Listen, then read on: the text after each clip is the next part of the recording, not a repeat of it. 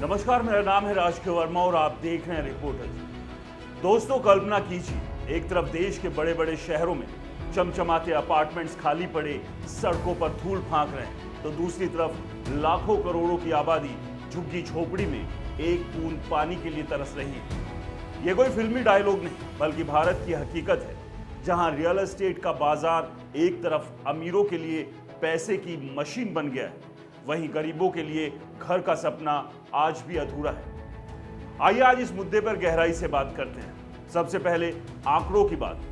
National real estate development council यानी नरेडको के chairman जी हरिबाबू ने जून 2024 में खुलासा किया था कि भारत में 1 करोड़ 14 लाख फ्लैट्स खाली पड़े हैं, यानी 11.4 मिलियन यूनिट्स जो बने तो हैं, बिके नहीं, किराए पर नहीं, बस धूल खा रहे हैं।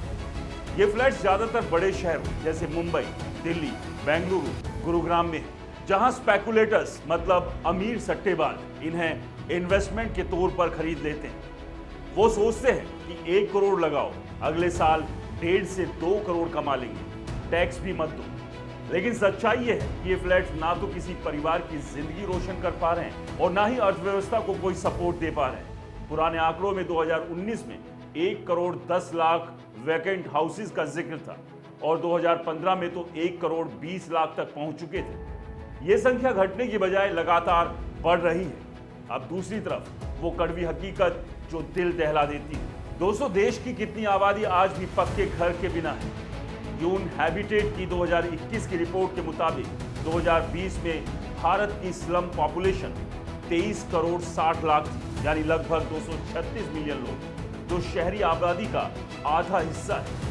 ये वो लोग हैं जो दिल्ली की झुग्गियों में, मुंबई के धारावी में, कोलकाता की बस्तियों में रहने को मजबूर हैं, जहां बरसात में पानी भर जाता है, बीमारी फैल जाती है और बिजली पानी का नामो निशान नहीं। 2011 की सेंसस में तो सिर्फ 6.5 करोड़ स्लम गिने गए थे, लेकिन 2024 तक अनुमानित आंकड़े 10 करोड़ से ज्यादा हो चुके हैं, क्योंकि आखिर स्लम सेंसस 2011 का ही था। और हाउसिंग शॉर्टेज की बात करें तो ministry of housing and urban affair के ताजा अनुमान में 2024 में शहरी इलाकों में ही 1 करोड़ यूनिट की कमी है। CII नाइट फ्रैंक रिपोर्ट कहती है कि 2030 तक ये कमी 3 करोड़ 12 लाख यूनिट तक पहुंच जाएगी। मतलब जहां 1 करोड़ 14 लाख फ्लैट्स बेकार पड़े हैं, वहां 3 करोड़ से ज्यादा परिवारों को पक्का आशियाना चाहिए। ये विरोधाभास देखकर गुस्सा तो आता ही। अमीरों के पास एक्स्ट्रा घर, गरीबों के पास छत तक नहीं। अब सवाल ये कि क्या ये खाली पड़े 1 करोड़ फ्लैट्स रियल एस्टेट में सुस्ती की घंटी बजा रहे हैं? बिल्कुल हाँ। दोस्तों, 2024 में भारत के टॉप 8 शहरों में हाउसिंग सेल्स 5% गिर गए, नए लॉन्च 25% कम हो गए। प्रॉप टाइगर की रिपोर्ट के मुताबिक एनरॉक रिसर्च कहती है कि तीसरी तिमाही में 11% की गिरावट आई, क्योंकि प्रॉपर्टी प्राइसेस 20% उछल गए, अफोर्डेबिलिटी खत्म हो गई। हैदराबाद में तो सेल्स आधी रह गई। पुणे और थाने में सप्लाई 28,000 यूनिट्स कम।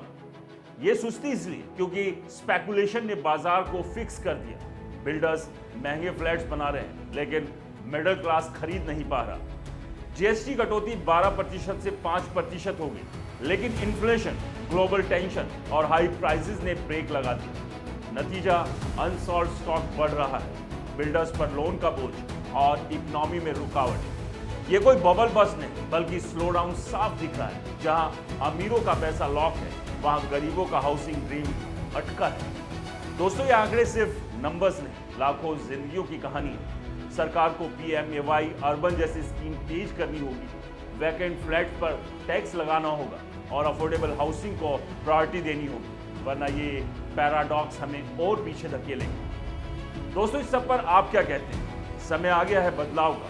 कमेंट्स में बताएं और वीडियो पसंद आया हो तो इसे लाइक करें, ज़्यादा से ज़्यादा शेयर करना ना भूलें, क्योंकि आवाज़ उठाने से ही सुधार होगा।